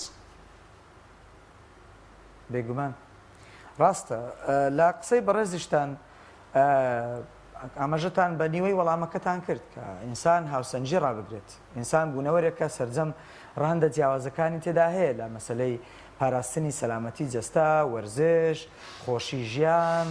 چێژوەرگرتن لە دانیشتنی خانەوادەیی پەیوەندی کۆمەڵایەتیەکان پاشان مەسلەی خۆپێگەیاندن لە وەرگرتنی زانست فێربوون تەواوکردنی خوێندن و خوێندەواری و پاشان کەسابەت و ئیشکردن کات دەبێت بۆ هەموو ئەو شتانە دابەش بکرێت کاتێک کە تۆ ناتوانانی کات بۆ ئەو شتانە دابەش بکەیت تۆ ئینسانێکی هاوسەنگ نی من لێرەوە ڕێنمایی سەرجەم گەنجان و کەسانی خاوەن تەمەنی گەنجی دەکەم ئەوانەی کە لە قۆناغی لاویدان لە هەڕەتی لاویدان خاوەنی تاقە و وزان ئەوەیە کە تۆ تاقە وزەت لە یەک شتدا بەسەر مەبە تاقەکانت دابەش بکە تواناییەکانت دابەش بکە پێش هەموو شت تۆکو ئینسانێک پێویستیت بە سەلامەتی جەستەیی هەیە پێویستیت بە وەرزش هەیە پێویستیت بە خواردنی چاکەیە پێویستیت بە خەوتنی چاکەیە کات بۆ ئەوە تەرخان بکە پاشان پێویستیت بەوەیە لە تەمەنی گەنجیدا خەریکی خوێندن و زانست و خۆپێگەیاندن بی پاشان خەریکی کەسابەت و ئیشکردن بی پاشان خەریکی دروستکردنی خێزان و پێکێنانی خانەوادە بی پاشان پەیوەندی کۆمەڵایەتیەکان دانیشتن و مەجالیسی کۆمەڵایەتی پاشان کاتێک بۆ خۆشی ژیان یعنی زۆر باشە سەفەرە سەیرانە گەشتکردن چونە ناو برادرانە ئەوانە شەر گرنگە یعنی ئێمە ناین بە فەلسەفاندن بکەین بڵێن پێویستە وەڵامەکەمان گەنجی ئەمە چاوی هەر تەنها لەسەر کتێب بێت و دکتۆر وەڵامەکەمان وەرگرت زۆر بە کورتی وەکو کۆتا پرسیار سوپاس دەکەم ئەگەر وەڵاممان دەیتەوە باسی ئێجوکیشنت کرد لە هەموو وڵاتان هەنگاوی یەکەم و پلانی استراتیژی درێژخایانی هەموو وڵاتێک ئێجوکیشنە پەروەردەکردنە ئەمانی کە باسمان کرد ئەرکی تاکە کە خۆی ئەوە ئاڕاستە بکات و خۆی پەروەردە بکات یاخود ئەرکی دەوڵەتە لە چوارچێوەی وەزارەتێکی مانیدا تایبەت ڕۆڵەکانی نەوەکانی داات و پێ بگەێنێت بە کورتی سوپاس دەکەم وڵی لەوە دەچێت قەتعێک لە دەنگ هەبێت ئەگەر باش بەڕێستان عزب چێشت پرسیارەکە دووبارە دەکەمەوە کاتێکتۆر نازانم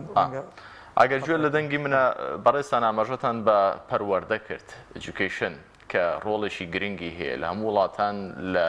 پلانی استراتیژیاندایە لە پلانی درێژخانیاندایە ئەمانی کە باسمان کرد لە کوێی قسەکانماندا ئەمە ئەرکی تاکە کە خۆی وا پەروەردە بکات هیچ بەڵێ ئەرکی تا خۆیەتی وا خۆی پەروەردە بکات یاخود ئەرکی دەوڵەتە لە چوارچێوەی وەزارەتێک وەکو وەزارەتی پەروەردە و فێرکردن کە تاکەکان ئەوە ئاڕاستە بکات و بەو جۆرەی کە دەیەوێت ئاقارگیریان بکات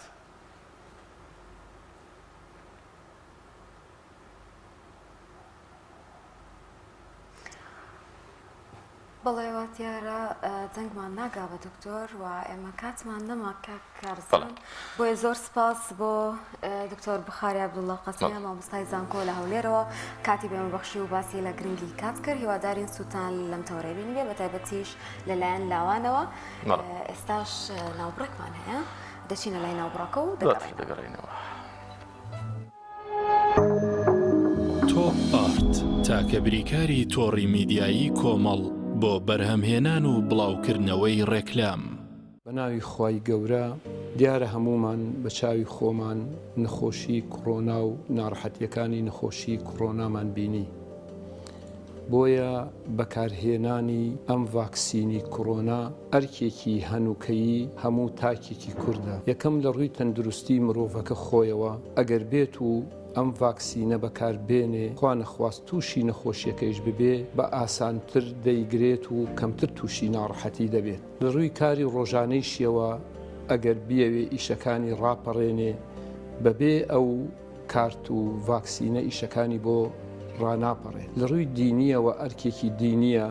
چونکە ئەگەر ئەو مرۆڤە ڤاکسینەکە بەکار نهێنێ بەهۆی ئەوە مرۆڤێکی تر تووشی نەخۆشی ببێ ئەمە گوناهی ئەگا چونکە بۆتە هۆکاری ئەوەی کە لە ڕێگەی ئەمەوە مسلمانێکی تر لە نزیکەوە بێتە هەڵگری ئەو نەخۆشیە کە ئەیتوانی لەوە پێش ئەو بەهۆی ئەو دەرزیەوە تووشی ئەو نەخۆشیە نەبێت. ئێمە لێرە وەکو لیژنەی باڵایی فتووە سلەیمانی داوا لە هەموو هاوڵاتیان ئەەکەین ئەوانەی کە ئەو دەرزیان بەکار نهێناوە ئەو ڤاکسینەیان بەکار نهێناوە هەوڵ بدەن کە ڤاکسینەکە لە خۆیان بدەن بەکاری بێنن بۆ ئەوەی تا هەموو لایەکمان پارێزرا و تەندروست بین. خوای گەورە هەموو لایەک بپارێزێت.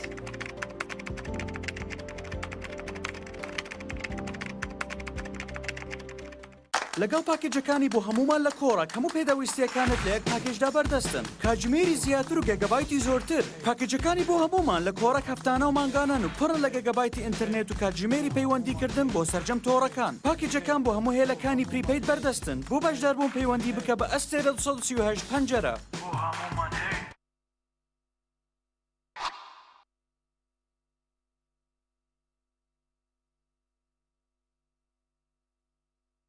ئاوی بەڕادی سلێمانی دڵنیایی زیاتر تەندروستی باشتر کارگەی ئاوی سلێمانی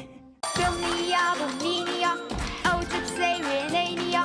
کەرتامێکی بێخۆشە بۆ من بە ئەو بۆ تۆشە ئادەی پێ بڵێن چییە؟ جپسی نینی تامێکی لە یاد نەکراوە. تۆپ ئارت تاکە بریکاری تۆڕی میدیایی کۆمەڵ بۆ بەرهەمهێنان و بڵاوکردنەوەی ڕێکلام.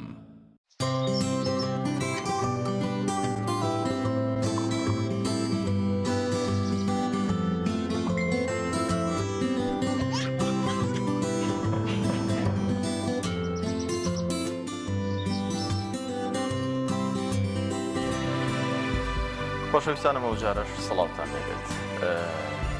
هاوکارانمان ڤیتیکە ئامادەکردووە لەسەر کۆتاییاتنی خولێکی قورئانی پیرۆز بێکەوە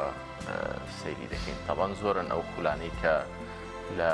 ماوەی هاویندا دەکرێنەوە بۆی کە منداڵان نەوجەوانان لەو دەرفەتەی کە لە بەردەستیاندایە و ئەرکی خوێندنیان لەسەرشان نییە بۆی کە بتوانن خوان فێری قورئانی پیرۆزکەن و خوان پەروەردە بکەن بە ڕەوشتە بەرزەکان کە لە قورئانی پیرۆزدا باسکراوە. خولێکی قورئانی پیرۆز کۆتایی پێهاتووە دواتر هاوکارانمان ڤیتیەکیان لەسەر ئامادەکردووە بێکەوە بە بینەر و بیسەری بین.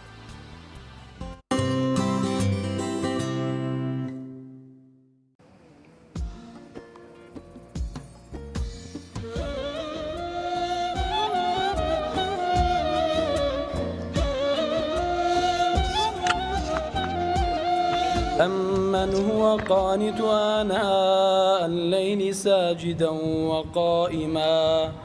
يحذر الآخرة ويرجو رحمة ربه قل هل يستوي الذين يعلمون والذين لا يعلمون إنما يتذكر أولو الألباب قل يا عبادي الذين آمنوا اتقوا ربكم للذين أحسنوا في هذه الدنيا حسنة وأرض الله واسعة إنما يتوفى الصابرون أجرهم بغير حساب. خوێنکارە خۆشەویستەکان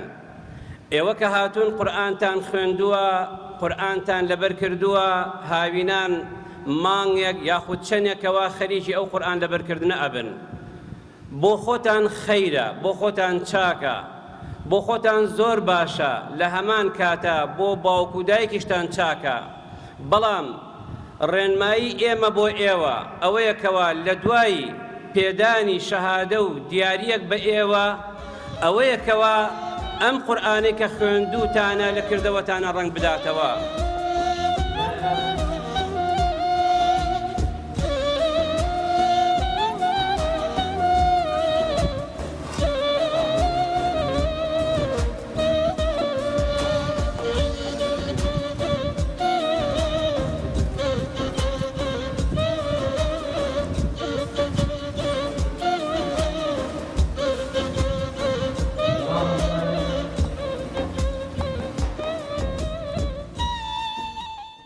ئەم خو لە ماوەکەی 2 مانگە لە 15 شەشەوە بە فەرمانی وەزاری دەستی پێکردووە بۆ ماوەی 2 مانگ. ژمارەی قوتابیانی کە بەشدار بوون لە مزگەوتی ئێمە نزیکی 175 خوێنکار لەم خولەدا بەشدار بوون. دەواممان لە هەموو هەفتەیەکدا 3 ڕۆژ بووە، ڕۆژناڕۆژێک دەواممان هەبووە. ئەو مادانەی کە خوێنراوە لە خولەکان فێربوونی قورئانی پیرۆزە، لەبەرکردنی قورئانی پیرۆزە، فێربوونی خوڕەوشتی مناڵی موسڵمان، فێربوونی دەستنوێژ، فێربوونی نوێژکردن، فێربوونی ئادابی چوونە ناو مزگەوت، فێربوونی ئادابی ناوماڵ، ئینسان لەگەڵ مناڵە، لەگەڵ گەورەیە، لەگەڵ دایک و باوکە چۆن هەڵسوکەوت کات. فێری ئەوە کراون کە پاک و خاوێنی بپارێزن، فێری ئەوە کراون کە لە مناڵیەوە ئەبێ دەمڕاست بن، سەرڕاست بن، ئەخلاقیان جوان بێت. و ئەم خولە کە کاتێک کۆتایی هاتووە ئێمە ئەزانین هیچ شتێک بەبێ کەم و کوڕی نابێت، لەبەر ئەوەی کە ماوەکان کەمن، ماوەی 2 مانگ کەمە بۆ خولێک. ئێمە ئومێدەوارین وەزارەتی ئەوقاف هەستێ بەوەی کە ساڵەکە بەگشتی مەجال با بە هەموو مزگەوتێک لە هەفتەی هیچ نەبێت ڕۆژێک ئەم مناڵانە بێنەوە، ئەوەی کە خوێندویانە لە بیریان نەچێتەوە لە مزگەوتەکانە هەموو کەسێ فێری دەستپاچی ئەبێ. ئەوەشی کە کێشەی ئەمڕۆیە کێشەی گەندەڵیە. لە مزگەوتەکانە ئەگەر ئینسان فێر کرێت کە کاتێ بوو بە موهەندیسێک، کاتێک بوو بە دکتۆرێک، کاتێک بوو بە کار بەدەستێک، کاتێک بوو بە مۆزەفێک، دەست نابا بۆ شتی خراپ، دەست نابا بۆ ماڵی خەڵکی، دەست نابا بۆ عەزێدانی خەڵکی، دەست نابا بۆ بەرتیل وەرگرتن. ئەگەر ئینسان لە مناڵیەوە فێر کرێت ئەوانەی تری ئاسانە بێت. ومێدەوارین ئەوەی کە ئێمە پێمان وتون بۆ خزمەتی خەڵک، بۆ خزمەتی ئەم خاکە جێبەجێی کرد. ئەوە پەیامی ئێمە بۆ هەموو مناڵێک.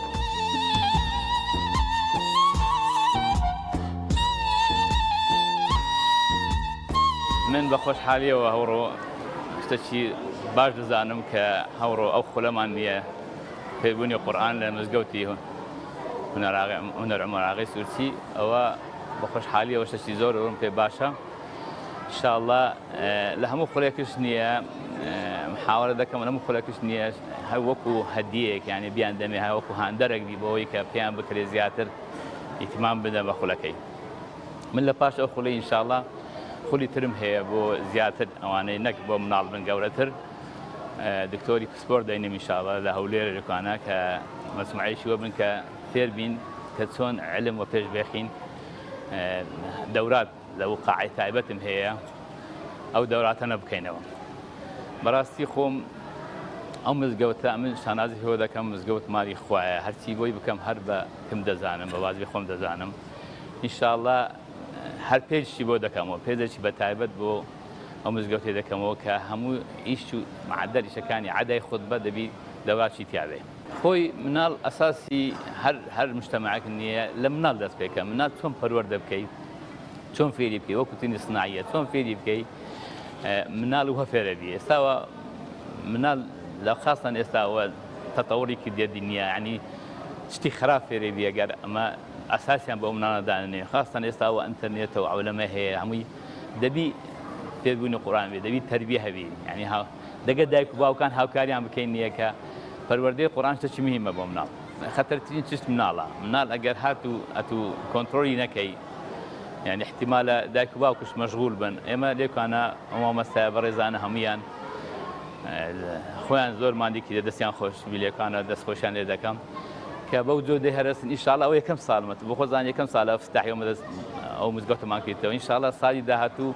بەرنامەی زۆر جوانترم بی. خاستەن ئینشاءڵڵا ڕەمەزانی پیرۆز دەوراتی باشم دەبی هەتا ئەو مناڵان لە باتی ڕێگایەکی غەڵەت بگرن وەکو هاوکاری دایک و باوک کە فێر قورئانیان کەین، فێر تەربیان بکەین، نەک هەر قورئان. چونکە ئێمە لەناو مزگەوت تەنها فێربوونی قورئانیان ناکەین، شتی ترمان هەیە. ئینشاءڵڵا من بە خۆم ئینشاءڵڵا لە ئایندە مەطبعێکی بەسیطم هەیە. ئەو مەطبعەیە مەثەلەن تەنها بۆ ئەوەیە چۆن تەوزیهی مناڵ بکەین، چۆن هەتا ئەو مناڵەش ئەگەر بە پەروەردەی باش بوو مجتەمع باشە بێ. پێم باشە مناڵ زۆر مهمە ئیحتیمامی پێ بدەین. من ئێستا لەو دەورێش خلاص بم بە هەمان شێوە لە کۆمەلگەی خۆم نییە دەوراتم کردیتەوە بۆ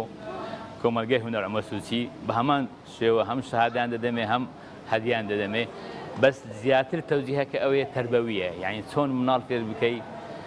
ڕێگایەکی ڕاست بگری ئەوە باز بخۆم دەزانم ئینشاءڵڵا من ئەوەی ماتم لە ژیانم هەر خەریکی ئەویش کارا بوو.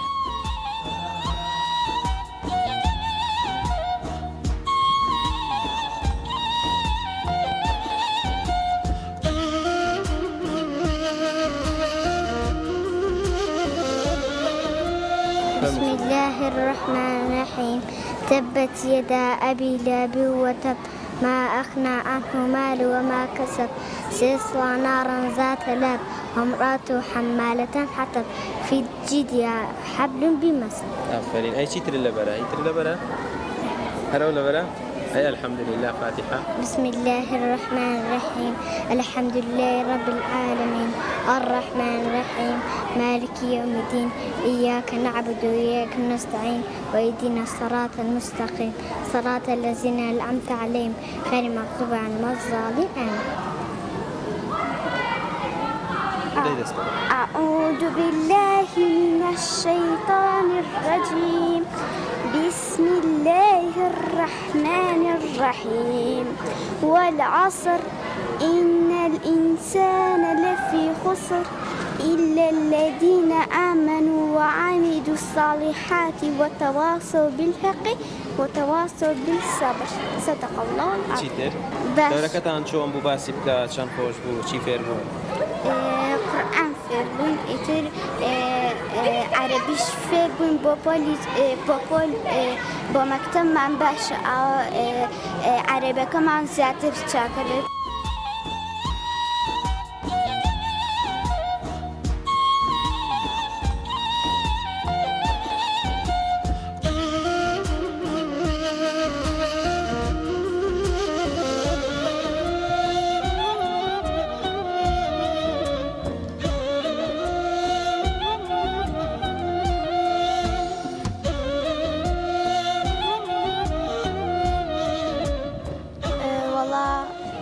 سورەتی زۆرم لەبەر کردووە و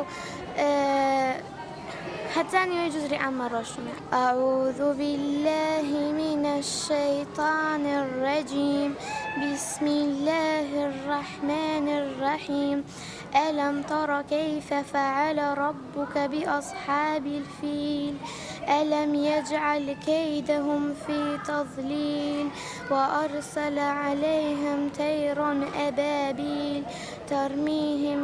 من حجارة بالسجيل فجعلهم كعصف مأكول. باش بو فرشتي باش بوين مامۆستاکانمان باش بوون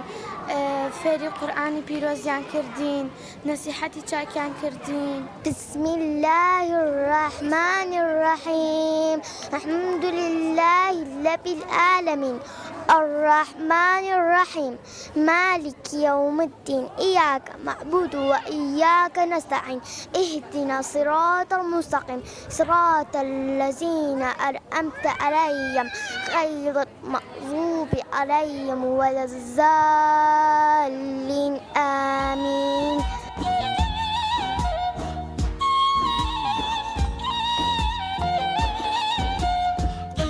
بسم الله الرحمن الرحيم قل يا أيها الكافرون لا أعبد ما تعبدون ولا أنا عابد ما عبدتم ولا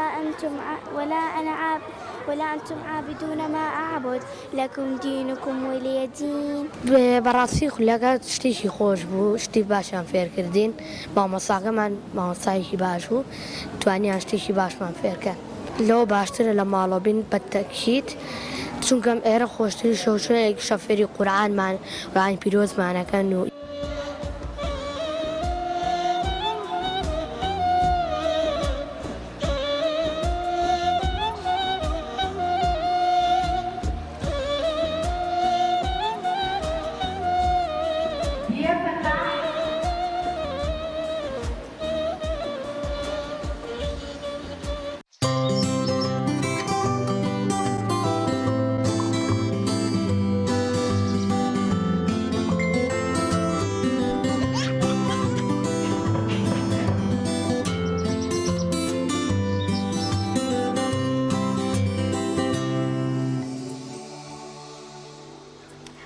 ئازیزان ڤیتێکی ترمان هەیە تایبەتە بە دەڤەری پشدەر هاوکارانمان لێو بۆیان ئامادەکردوین ئەویش تایبەتە بە باڕێڕنین وەکدەزای وەرزێتی و هاوڵاتیان خواستێکی زۆریان لەسەر و جوتیارانیش سەرقاڵی ڕنینین با بێکەوە بینەری ئەو ڤیتێ بین.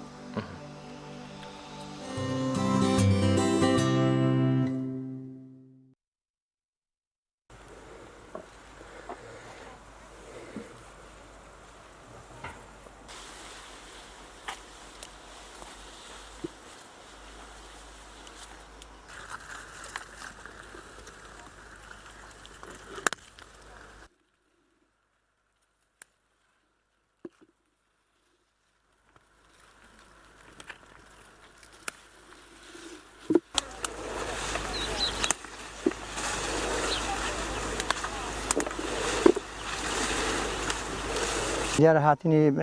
ناو بامیان هەرچەند ئەرکێکی قورسە بەڵام کارێکیشە دەبێت هەر بکرێکە وەکو بژێوی ژیانی ڕۆژانەی هەموو فەلاحێکە کە لەسەرێتی ڕۆژانەش کە دیارە بانیان دەبێت زوو بێ سەر ئەوی شەی چونکە بامیە سیفەتێکی هەیە وەکو دەچێتە جەوێکی گەرما حساسەتێکی پێ هەیە دەبێت لە جەوێکی زۆر فێنکدا بێت بۆ کارەکەی ئەنجامدەی ئەو کاتانەی کە دەی تازە ڕووناک دەبێتەوە کە دەی بۆ سەر ئیشەکەی ئەویش دەکەوێتە سەر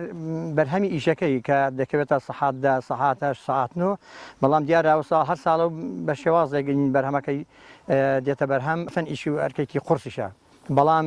دڵشت پێی خۆشە کە ڕۆژێک ناڕۆژی داهاتی کە دێتە دەست بەڕاستی دڵت خۆش دەکات کە هەرچەند ماندوو ئەزیێتێکی زۆریش تێدایە بەڵام بەوەی دڵت خۆش دەبێت کە ڕۆژانەی خۆت دەکەویت لە سەر ئەوەی کە ئەرکێکی قورسیشە لەلایەن حکوومەتەوە کە داعم بکرێت لەلایەن سەمادی کیمیاییەوە یانە دەرماناتەوە ئاسانکاری بێ یانە فحوساتی نەخۆشیەکانی هەیە ئەو ئامادەکاری ئەو هاوکاریی ناکرێت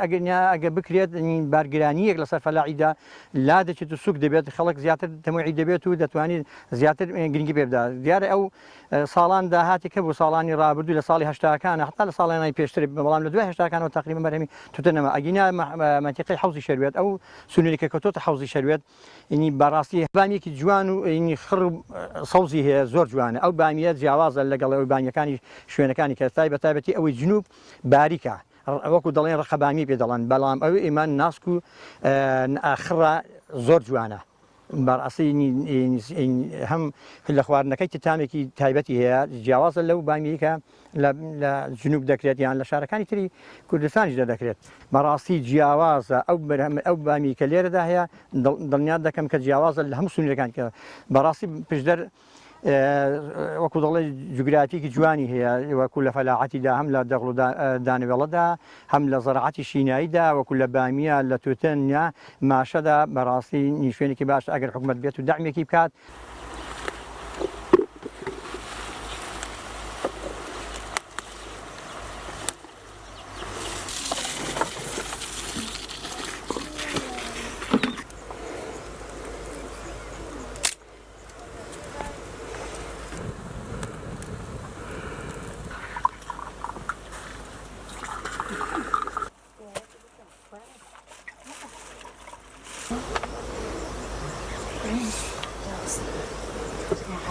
هەم بەیانیان سەعات سێونی بۆ چوار هەڵەسین لە ماڵەوە دێین بۆ ئێرە دەست پێ دەکەین پێویستە ئاواش بەو شێوازەی کە من خۆم گۆڕیوە خۆم حازر کردە بۆ چنینی بامیە بۆ شێوازە خۆ داپۆشی بۆەوەی تووشی حەساسیەت نەبێت چونکە بامیە تۆزە گەڵەکەی زورە توش حەساسیەتت دەکە ئەگە بەدەمچاوت یان بە پێستت بکەوێ ئێستا ئەم ساڵ چونکە کەمترم کردن لە ساڵان ساعات 8:30 بۆنەوە تەواو دەبین دەڕۆینەوە سپاس بەخوا زۆر خۆشەکە یارمەتی بڵێن باوکمان دەدەین یان لێرە یارمەتی براکانمان دەدەین زۆر مرتاحین بەو کاری کە دەیکەین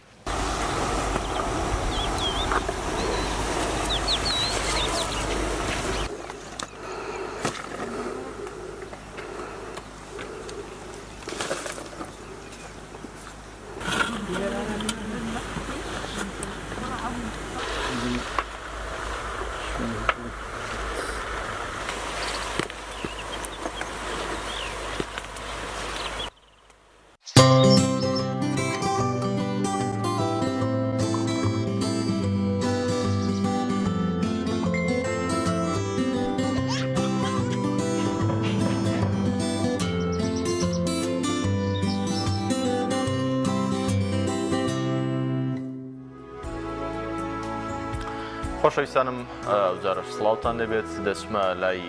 جەلال حوسێن لە چەمچەماڵ لە پێشانگایەکی کتێبە. جەلال سڵاو لێبێت تۆم کاتت باش. بەگشتی کۆی زانیاریەکانی سنووری چەمچەماڵ ئەمڕۆ چین و ئێستا تۆ لەکوێی؟ بەڵێ سڵاوتان لێبێ ئەم کاتتان باش. دیارە من ئێستا لە بەڕێوەبەرێتی ڕۆشنبیری و هونەرم لە قەزای چەمچەماڵ. لێرە وەک دیمەنەکان لە پشتی منەوە دیارە پێشەنگایەکی کتێب کراوەتەوە و بڕیارە پێشەنگاکە تا کۆتا ڕۆژی ئەم هەفتەیەوە تا ڕۆژی پێنجشەممە بەردەوامی هەبێ و لە پێشەنگاکەدا ژمارەیە کتێب بە ناونیشانی جۆرا و جۆر و بە هەر سێ زمانی کوردی و عەرەبی و ئینگلیزی نمایش دەکرێن. من گفتوگۆ لەگەڵ یەکێک لە سەرپەرشتیارانی پێشەنگاکە ئەکەم، کاک شڤان ئەحمەد. کاک شڤان زۆر سوپاس دەکەم.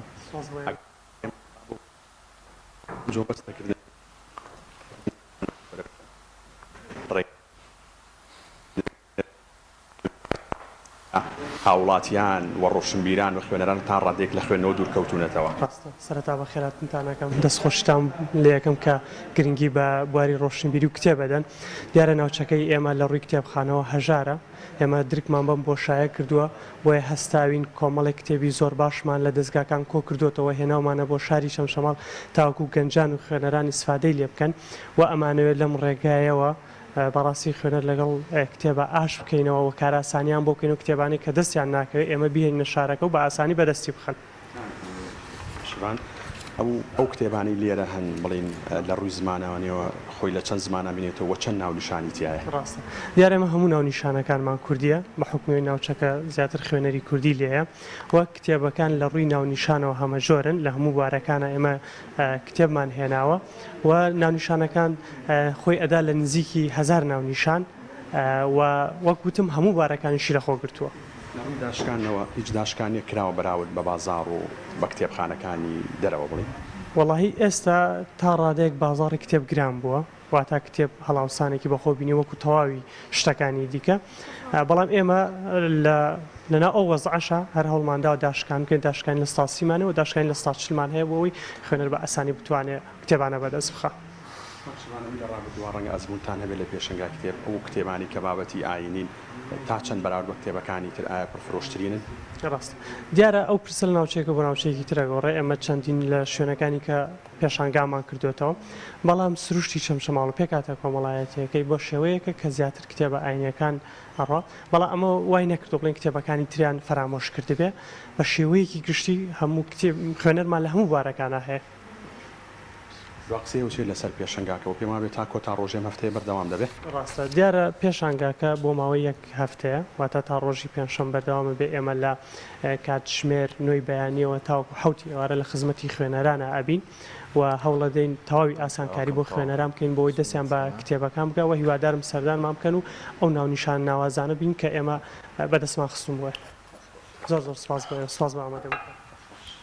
بەڵێ دیارە جگە لەم پێشەنگایە لە ئێستاە گردبوونەوەی مامۆسایانی وانەبێژ لە بەردەم بەڕێوەبەرێتی پەروەردەی چەمچەماڵ بەڕێوە دەچێت کە ساڵدا یاخود بڵین لە سەرەتای مانگی 7 تاکو ئێستا لەمە ئەم چند ڕۆژەدا ئەمە چوارەمین جارە مامۆسایانی وانەبێژ گر دەبنەوە و داوای خەرجکردنی شایستەدارایەکانی مانگەکانی 5 و 6 و 7 دەکەن و داوای دامەزراندنیش دەکەن و جگە لەوە ئەمە ئاماژێک بە کەش و هەوایش بکەم بۆ 5 ڕۆژی داهاتوو. دیارە ئەمڕۆ بەرزترین پلا 43 بە 28 بۆ سبەی 44 بە 27 بۆ 2 سبەی هەر 44 بە 27 بۆ 3 سبەی ئەبێت بە 47 بە 28 بۆ 4 سبەی دەبێت بە 47 بە 30 واتە تا کۆتا ڕۆژێم هەفتەیە پلەکانی گەرما بە شێوەیەکی بەرچاو لە بەرزبوونەوەدا دەبن. ئەمە تەواوی زانەرەکان و لای من ئەگەر پرسیارێکی تایبەتان نەبێ ئەگەر ڕێمۆ لای ئێوە. سپاس بۆ پامێرمان جەلال جەباری کە لە چەمچەماڵ و لەگەڵ وانە بوون. هیوادارین ئەو بینەرانی کە ئێستا لەگەڵ ئێمە بینەر بوون گەر بتوان سەردانی ئەو پێشەنگایە بکەن بە تایبەتی دانیشتوانی چەمچەماڵ بۆ ئەوی کە سوود لە پێشەنگاکە وەرگرن. سپاسمانەکەین. ئێستاش کاکارزان هاتینە کۆتایی بەڵگەی بابەتەکانی ئەمڕۆ. هیوادارین جی سوود و ڕەزامەندی ئێوە بێ و توانی بێتان کاتێکی باش لەگەڵ ئێمە بەسەر بەرن. بەخواتان ئەسپێرین. بەخۆی گەورەتان نەسپێرین. سپاس تام کاتەکە لەگەڵ ئێمەدا بوون. هیوادارین کە سەرجەم بەرگەکان جێگەی سوودی هەموو لایەکتان بێت. خواتان لەگەڵ.